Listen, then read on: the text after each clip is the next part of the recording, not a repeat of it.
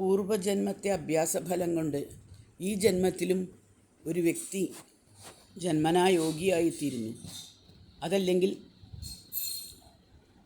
സാഹചര്യങ്ങളുടെയും തൻ്റെ ജനിതകത്തിൻ്റെയും ആ ബലം കൊണ്ട്, സ്വന്തം പ്രയത്നം കൊണ്ട് നിയന്ത്രിത മനസ്സായി തീർന്ന് ഒരു യോഗിയായിത്തീരുന്നു.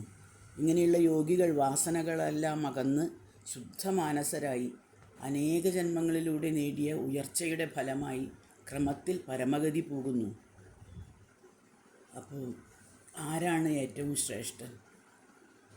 ഭഗവാൻ പറയണ യോഗി തപസ്വിയേക്കാൾ ശ്രേഷ്ഠനാണ്, അജ്ഞാനിയേക്കാൾ ശ്രേഷ്ഠനാണ്, ജ്ഞാനിയേക്കാളും ശ്രേഷ്ഠനാണ്, കർമ്മിയേക്കാളും ശ്രേഷ്ഠനാണ് എന്നാണ് എൻ്റെ മതം, എൻ്റെ അഭിപ്രായം. ഇവിടെ മതം എന്നുള്ളതിനും അഭിപ്രായം എന്ന് എടുക്കണം. തപസ്വിഭ്യോധികോ യോഗി ജ്ഞാനിഭ്യോപി മതോ അധിക കർമ്മിഭ്യശ്ചാധികോ യോഗി യസ്മാത് യോഗി ഭവാർജുന യോഗിനാമപി സർവേഷാം മദ്ഗതേനാന്തരാത്മന ശ്രദ്ധാവാൻ ലഭതേയോ മാം നമേ യുക്തതമോ മത. ശ്രദ്ധാവാനായി അന്തരാത്മാവിൽ എന്നെ പ്രാപിച്ച് ആർ എന്നെ ഭജിക്കുന്നുവോ അവനാണ് എല്ലാ യോഗികളിലും വെച്ച് ശ്രേഷ്ഠൻ എന്നാണ് എൻ്റെ മതം എന്നാണ് ഗീതാവാക്യം. കലിയുഗത്തിൽ ധർമ്മത്തിന് ഒരു കാലേ ഉള്ളൂ എന്നാണ് പറയുക. കൃതയുഗത്തിൽ 4 കലിയുഗമാകുമ്പോഴേക്കും ഒരു കാലുമായി. ധർമ്മം കുറഞ്ഞു വരികയാണ് ചെയ്യുന്നത്. അങ്ങനെയുള്ള ഈ കലിയുഗത്തിൽ ധർമ്മം മുതലായ ഗുണങ്ങൾ പൊതുവേ കുറഞ്ഞിരിക്കുന്ന ഒരു കാലത്തിൽ ജനങ്ങൾക്ക് ധനവും സ്ഥാനമാനങ്ങളും മാത്രമാണ് പ്രധാനം എന്നുള്ളൊരവസ്ഥ വന്നു കഴിഞ്ഞിരിക്കുന്നു. അത് നമുക്ക് ചുറ്റും നോക്കിയാൽ തന്നെ കാണാം. ന്യായത്തെ അന്യായമാക്കാനും മറിച്ചും സാധിക്കുന്ന ആളുകളുടെ എണ്ണം കൂടിക്കൂടി വരികയാണ്. വാദവും പ്രതിവാദവും കൊണ്ടിങ്ങനെ ന്യായത്തെ പിടിച്ച് അന്യായമാക്കും, അന്യായത്തിനെ പിടിച്ച് ന്യായമാക്കും. അങ്ങനെയുള്ളവരുടെ എണ്ണം കൂടിക്കൂടി വരികയാണ്. എന്നിട്ട് ആ തർക്കം കൊണ്ട് നമ്മൾ വലിയ വിദ്വാന്മാരാണെന്ന് തെറ്റിദ്ധരിച്ചിട്ട് പൊതുജനത്തിൻ്റെ മുമ്പിൽ വേഷം കെട്ടി ബുദ്ധിജീവിപ്പട്ടമൊക്കെ വാങ്ങി അവരുടെ കയ്യിൽ നിന്ന് അങ്ങനെ ജീവിച്ചു പോവുകയാണ് ആളുകൾ. അതിവർഷം അല്ലെങ്കിൽ വരൾച്ച, വെള്ളപ്പൊക്കം, മാറാവ്യാധികൾ ഇതൊക്കെ വന്ന് മനുഷ്യർ കഷ്ടപ്പെട്ടുകൊണ്ടിരിക്കുമ്പോഴത്തെ ഇടയിലാണ് ഈ അഭ്യാസങ്ങളൊക്കെ കാണിക്കുന്നത്. ശരീരമാണ് ഏറ്റവും വലുത്, ആത്മാവിനെ പറ്റി യാതൊന്നും ആലോചിക്കേണ്ടതില്ല എന്ന് കരുതുന്ന ആളുകളുടെ എണ്ണവും കൂടിക്കൂടി വരികയാണ്. ശരീരം ക്ഷയിച്ച് അകാല മൃത്യു സംഭവിച്ചുകൊണ്ടിരിക്കുകയാണ് ആളുകൾക്ക്. മനുഷ്യരുടെ സ്മൃതിയും ബുദ്ധിയും ഒക്കെ കുറഞ്ഞുകൊണ്ടും ഇരിക്കുകയാണ്. ഇങ്ങനെയുള്ള കാലത്ത് ഭക്തിമാർഗം തീർച്ചയായും ജ്ഞാനമാർഗത്തേക്കാൾ എളുപ്പമാണ്, വിവാദരഹിതമാണ്. കാരണം ജ്ഞാനമാർഗം ഇങ്ങനെയുള്ള ആളുകൾക്ക് ബുദ്ധിമുട്ടാണ്. ഇങ്ങനെയൊക്കെ ജീവിക്കുന്ന ആളുകൾക്ക് ജ്ഞാനമാർഗം ബുദ്ധിമുട്ടാണ്. വളരെയധികം നിർമ്മലമായിട്ട് ഉള്ള ബുദ്ധിയിൽ മാത്രമേ ജ്ഞാനം തെളിയുള്ളൂ. അപ്പോൾ കുറച്ചും കൂടി എളുപ്പമാണ് ഭക്തിമാർഗം പരിശീലിക്കാൻ കലികാലത്തേക്ക് ഭക്തി. കാരണം ധർമ്മം ഒരു കാലമേ ഉള്ളൂ ധർമ്മത്തിന്. അത് തന്നെ അവിടെയാണ് ജീവാത്മ പരമാത്മാക്കളുടെ ലയനത്തിനുള്ള അനേകം മാർഗങ്ങളിൽ ഒന്നായിട്ട് ഭക്തിമാർഗത്തിനെ ഉയർത്തിക്കാണിക്കേണ്ടി വരുന്നത്. ഇഷ്ടദേവതാനിഷ്ഠയും ഏകാഗ്രതയുമാണ് ഭക്തിമാർഗത്തിൻ്റെ സ്വഭാവം. ഈ 2 സ്വഭാവം കൂടാതെ ഭക്തിമാർഗം സാധിക്കില്ല. ഈ നിഷ്ഠ കൂടാതെ, ഇഷ്ടദേവതാനിഷ്ഠ എന്ന് പറയുന്നത് ഒരു തനിക്കിഷ്ടമുള്ള ഒരു ദൈവതത്തിൽ ഉറച്ച നിഷ്ഠ, ഭക്തി അല്ലെങ്കിൽ ശ്രദ്ധ ഉണ്ടാവുന്നതാണ്. അതില്ലാണ്ട് ഭക്തി സംഭവിക്കില്ല. ഇതിൻ്റെ ഉദാഹരണമായിട്ട് എപ്പോഴും ഹനുമാനെയാണ് എടുക്കാറ്. ഹനുമാനോട് വിഷ്ണു ശ്രീരാമനും ഒന്ന് തന്നെയാണെന്ന് അറിയാം ഹനുമാന്. എന്നാലും ഹനുമാൻ ശ്രീരാമനെ ഭജിക്കുള്ളൂ. അത് കാരണം പറഞ്ഞപ്പോൾ ശ്രീനാഥേ ജാനകീനാഥേ അഭേദേ പരമാത്മന തഥാപി മമ സർവസ്വം രാമ കമലലോചന എന്നാണ് പറഞ്ഞത്. ശ്രീനാഥനും ജാനകീനാഥനും രണ്ടും ഒന്ന് തന്നെയാണ്. അഭേദമാണ്, പരമാത്മാവാണെന്ന് എനിക്കറിയാം. എന്നാലും എൻ്റെ സർവസ്വം കമലലോചനനായ ഈ രാമൻ തന്നെയാണ് എന്ന്. അതിൻ്റെ പേരാണ് ഇഷ്ടദേവതാനിഷ്ഠ. എല്ലാം ഒന്ന് തന്നെയാണെന്ന് എനിക്കറിയാം. പക്ഷെ എന്നാലും എനിക്ക് ശ്രീകൃഷ്ണനെ ഇഷ്ടം എന്ന് പറയില്ലേ, അതേമാതിരി തന്നെ എല്ലാം ഒന്നാണ്, എന്നാലും എനിക്ക് രാമനെ ഇഷ്ടം എന്ന് പറയുന്നു. ചിലർ പറയുന്നു എല്ലാം ഒന്ന് തന്നെയാണ്, പക്ഷേ എനിക്ക് യേശുവിനെ ഇഷ്ടം. ആരെന്ത് പറഞ്ഞാലും ശരി, എല്ലാം പരമാത്മാവ് തന്നെയാണ് എന്ന് തീർച്ചയാണ്. പക്ഷേ എന്നാലും ആളുകൾ അവനവൻ്റെ ഇഷ്ടമനുസരിച്ച് ഒരു ഇഷ്ടദേവതയിൽ നിഷ്ഠയോട് കൂടിയിട്ട് ശ്രദ്ധയോട് കൂടിയിട്ട് ഭജിക്കുന്നു. അതാണ് എന്നെ ശ്രദ്ധാപൂർവം ഭജിക്കുക എന്ന ശ്രീകൃഷ്ണൻ്റെ വാക്യത്തിൻ്റെ അർത്ഥം. ഈ നിഷ്ഠേനെ മനസ്സിൽ വെച്ചിട്ടാണ് പറയുന്നത്. തുളസീദാസൻ എന്താ പറഞ്ഞത്? എല്ലാത്തിൻ്റെ മാധുര്യവും നുകരുക, എല്ലാവരുടെയും കൂടെ ഇരിക്കുക, എല്ലാ നാമങ്ങളും ഗ്രഹിക്കുക, അപ്പോഴൊക്കെയും സ്വന്തം ഇരുപ്പിൽ ഉറച്ചിരിക്കുക, ചാടിച്ചാടി കളിക്കരുത് എന്ന്. സഗുണേശ്വരോപാസനയിലൂടെ ഈശ്വര സാക്ഷാത്കാരം നേടാനുള്ള എളുപ്പമാർഗമാണ് ഇഷ്ടദേവതാ നിഷ്ഠ. ആത്മാർത്ഥത ഉള്ള ആർക്കും ഭക്തിശാസ്ത്രം അഭ്യസിക്കാൻ സാധിക്കും. അതിനൊരു പാണ്ഡിത്യവും വേണ്ട, ഭാഷയുടെ നൈപുണ്യവും വേണ്ട, ഒന്നും വേണ്ട. ആത്മാർത്ഥമായ പ്രേമം മാത്രം മതി. സൂര്യൻ്റെ സ്വഭാവം പ്രകാശമാണ്, നദിയുടെ സ്വഭാവം ഒഴുക്കാണ്, മേഘത്തിൻ്റെ സ്വഭാവം വൃഷ്ടിയാണ്. അതുപോലെ ഭക്തൻ്റെ സ്വഭാവമാണ് പ്രേമം. സ്വഭാവം എന്നാൽ ജനനത്തിന് മുമ്പേ ആത്മാവിനെ പിന്തുടർന്നു വരുന്ന സ്വഭാവം, ഗുണവിശേഷം തന്നെയാണത്. അത് നമ്മുടെ കൂടെ നമ്മൾ ജനിക്കുമ്പോഴേ ഉണ്ട്. അത് പ്രയത്നിച്ച് നേടിയ ഒന്നല്ല. ഭക്തി പരമപ്രേമസ്വരൂപിണിയാണ്, അമൃതമയിയാണ്. ഭക്തി ജന്മനാ സ്വായത്തമായ ഒരാൾക്ക് ആഗ്രഹങ്ങൾ ഉണ്ടാവുകയില്ല. സുഖദുഃഖ സമത്വം പ്രയത്നിക്കാതെ ലഭിക്കും. സാധാരണ ജനങ്ങൾ പണം, സുഖഭോഗങ്ങൾ, ആഡംബരങ്ങൾ, കൃത്രിമമായ ഉപചാരവാക്കുകൾ എന്നിവയെ ആശ്രയിക്കുമ്പോൾ ഭക്തൻ ഒരേ ഒരു വിചാരമേ ഉള്ളൂ. എന്താ? ഭഗവത്കഥ കേൾക്കണം, ഭഗവത്കഥ പറയണം, ശ്രവണം, കീർത്തനം, ചിന്തനം, മനനം. പിന്നെ ഹരികഥാകഥനത്തിലും സത്സംഗത്തിലും മാത്രം ആനന്ദം കൊള്ളുന്ന ആ ഭക്തനെ തേടി തീർത്ഥപാതനായ ഭഗവാൻ സ്വയം ഇങ്ങോട്ട് എഴുന്നള്ളുകയാണ്. നമ്മൾ ഒരടി നടന്നാൽ ഭഗവാൻ നമ്മുടെ അടുത്തേക്ക് 10 അടി നടക്കും എന്നാണ് പറയുക. നാരദമുനിയുടെ വാക്കുകൾ വളരെ ശ്രദ്ധേയമാണ്. ഇത് ഓരോ ഭക്തനും അനുഭവവേദ്യമായിരിക്കും എന്ന് ഞാൻ വിചാരിക്കുന്നു. എനിക്ക് അനുഭവവേദ്യമാണ്, അപ്പോൾ അതുകൊണ്ട് മറ്റുള്ള ഭക്തന്മാർക്കും ആയിരിക്കും എന്ന് ഊഹിക്കുകയാണ്. ദേവദത്തമിമാം വീണാം സ്വരബ്രഹ്മവിഭൂഷിതാം മൂർച്ഛയിത്വാ ഹരികഥാം ഗായമാന ചരാമ്യഹം പ്രഗായധ സ്വവീര്യാണി തീർത്ഥപാദ പ്രിയശ്രവ ആഹൂത ഇവമേ ശീഘ്രം ദർശനം യാതി ചേതസി.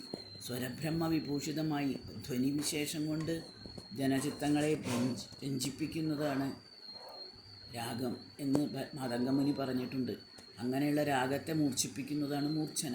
നാരദൻ സ്വരബ്രഹ്മവിഭൂഷിതയായ തൻ്റെ ദേവദത്തം എന്ന വീണയിൽ രാഗങ്ങൾ പാടുന്നു. ദേവനാൽ ദത്തമായതാണ് ദേവദത്ത. എങ്കിലേ ദത്തയായ ഒരു മനോഭക്തി എന്ന് ഭാഗവതത്തിൽ പറയുന്നുണ്ട്. ആ മനോഹരമായ നാദങ്ങൾ, രാഗങ്ങൾ ഉതിർക്കുന്ന ആ വീണ നാരദൻ്റെ ഭക്തിയാണ്. അത് സ്വരങ്ങൾ ഉതിർക്കുന്നു. സ്വയം രഞ്ജയതി എന്നാണ് സ്വരത്തിൻ്റെ അർത്ഥം, അല്ലേ? ശ്രോതാവിനെ, ഗായകനെ, രണ്ടാളുടെ മനസ്സിനെയും സ്വയം രഞ്ജിപ്പിക്കുന്നതാണ് സ്വരബ്രഹ്മം. സപ്തസ്വരങ്ങൾ സപ്തമൂർച്ഛനകളാണ്. ക്രമയുക്താസ്വര സപ്തമൂർച്ഛന പരികീർത്തിത എന്നും നിഗമ്യഗീതം അനംഗവർദ്ധനം എന്നുമുണ്ട്. അനങ്കൻ കാമദേവൻ മാത്രമല്ല, നിരാകാരവും നിരവയവുമായ ബ്രഹ്മവുമാണ്. മൂർച്ഛാവസ്ഥയിലേക്ക് പറഞ്ഞറിയിക്കാനാവാത്ത ഒരു അനുഭൂതി അവസ്ഥയിലേക്ക് മനുഷ്യനെ നയിക്കുന്നതാണ് മൂർച്ഛനകൾ കൊണ്ടുള്ള സംഗീതം. അനുഭവിക്കാം, ആസ്വദിക്കാം, നിർവചിക്കാൻ പറ്റില്ല. ഇത്തരമൊരവസ്ഥയിലാണ് വീണയിൽ ഹരിനാമങ്ങൾ മീട്ടിപ്പാടുന്ന നാരദൻ കൃഷ്ണൻ്റെ ഒടക്കുഴലിൽ നിന്നെന്ന പോലെ സ്വരങ്ങൾ ഒഴുക്കിയെത്തുന്നത്. സർവരും മൂർച്ഛിച്ചു നിൽക്കുന്നു. ഇത് ഭക്തിലക്ഷണമാണ്. നാരദൻ്റെ മാത്രമല്ല, നാരദൻ്റെ പാട്ട് കേൾക്കുന്നവരുടെയും ഭക്തിലക്ഷണമാണ് ആ മൂർച്ഛ. അനിർവചനീയം പ്രേമസ്വരൂപം മൂകാസ്വാദനവത്. വെണ്ണ തിന്ന ഊമയെ പോലെയാണ് ഭക്തൻ. അതറിഞ്ഞു, അതിൻ്റെ അനുഭവങ്ങളൊക്കെ കിട്ടി, പക്ഷെ പറയാൻ വാക്കില്ല. മറ്റൊരാളെ അത് പറഞ്ഞറിയിക്കാൻ സാധിക്കുന്നില്ല. ഒരു മോഹാവസ്ഥ, ഒരു ആനന്ദാനുഭൂതി.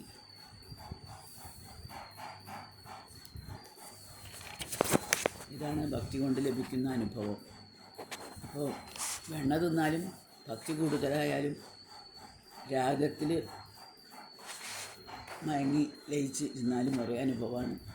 അനിർവചനീയം പ്രേമസ്വരൂപം എന്നുള്ളത് തന്നെ ഭക്തനും ഈ അവസ്ഥയെ എളുപ്പം പ്രാപിക്കുന്നു. പ്രിയം ശ്രവിക്കാൻ ആർക്കും ഇഷ്ടമാണ്, രസമാണ്. പ്രിയശ്രവസ്സായ ഭഗവാൻ ഭക്തിമൂർച്ചയിലെത്തിപ്പാടുന്ന നാരദൻ്റെ ആ പാട്ട് കേട്ടിട്ട് ഞാൻ ശീഘ്രം ദർശനം കൊടുക്കുമെന്ന് ഉറപ്പിച്ചിട്ട് നാരദൻ്റെ അടുത്തേക്ക് വരികയാണ് ചെയ്യുന്നത്. തീർത്ഥപാദം മനസ്സിൽ പതിപ്പിച്ച് ദർശനം കൊടുത്തു. ഈ ദർശനം ബ്രഹ്മസ്പർശമാണ്. ഭഗവത്പാദം പോലെ പരിപാവനമായ പുണ്യതീർത്ഥം വേറെ എന്താണുള്ളത്? ആ തീർത്ഥപാദമാണ് ഭക്തൻ്റെ ചേതസ്സിൽ പതിഞ്ഞിരിക്കുന്നത്. അതോടുകൂടി ആ ഭക്തനും ഒരു പുണ്യതീർത്ഥമായി കഴിഞ്ഞു. ഇങ്ങനെയുള്ള ഭക്തന്മാർ വന്നു ചേരുന്ന സ്ഥലങ്ങളും തീർത്ഥാടന കേന്ദ്രങ്ങളായി മാറുന്നു. അപ്പോൾ തീർത്ഥാടന കേന്ദ്രങ്ങളാവുന്നത് ഇങ്ങനെ ഈശ്വര ദർശനം കിട്ടിയിട്ടുള്ള ആളുകൾ അവിടെ വരുമ്പോഴാണ്. അവരുടെ പാദസ്പർശം കിട്ടുന്നത് കൊണ്ടാണ് ക്ഷേത്രങ്ങളൊക്കെ പുണ്യതീർത്ഥമാവുന്നത്. ബ്രഹ്മസ്പർശം നേടിയവൻ സ്പർശിച്ചതൊക്കെ ബ്രഹ്മതീർത്ഥമാണ്, പുണ്യതീർത്ഥമാണ് എന്നർത്ഥം. മനുഷ്യർ പലതരക്കാരുണ്ട്. അവനവൻ്റെ ഗുണമനുസരിച്ച് ഭക്തിഭാവത്തിലും മാറ്റം വരും. ഹനുമാന് ദാസ്യഭാവമാണ്, മഹാബലിക്കോ ആത്മനിവേദനാണ്. നാരദന് ഗുണമാഹാത്മ്യത്തിലുള്ള ആസക്തിയാണ്. പ്രഹ്ലാദന് സ്മരണ, സനത്കുമാരന് തന്മയത, അർജുനന് സഖീഭാവത്തിലുള്ള ഭക്തി. ഗോപിമാരുടെ ഭക്തിക്ക് പുരുഷന്മാരുടേതിനേക്കാൾ ആഴം കൂടും. കാരണം സ്ത്രീകൾക്ക് പ്രേമിക്കാൻ നൈസർഗികമായൊരു കഴിവുണ്ട്. യശോദയുടെ വാത്സല്യം, ഗോപികമാരുടെ രാഗം, രാധയുടെ വിരഹം, രുക്മിണിയുടെ കാന്താസക്തി, ഇതൊക്കെ സ്ത്രീകളുടെ വിഭിന്ന ഭക്തിഭാവങ്ങളാണ്. ഭാഗവതത്തിലെ വിപ്രഭക്തിമാരുടെ കഥയിൽ നിന്ന് സ്ത്രീകളുടെ നൈസർഗിക ഭക്തി വ്യക്തമാകും. അവരോട് കൃഷ്ണൻ എന്താ പറഞ്ഞത്? എങ്കലേ ദത്തയായൊരു മനോഭക്തി തങ്കലുള്ളവർക്കു ഞാനും പ്രിയനാമതു അന്യോന്യ ഭംഗസംഗാനുരാഗാദികൾ എന്നിലേ ഞാനവർ തന്നിലും നിശ്ചയം.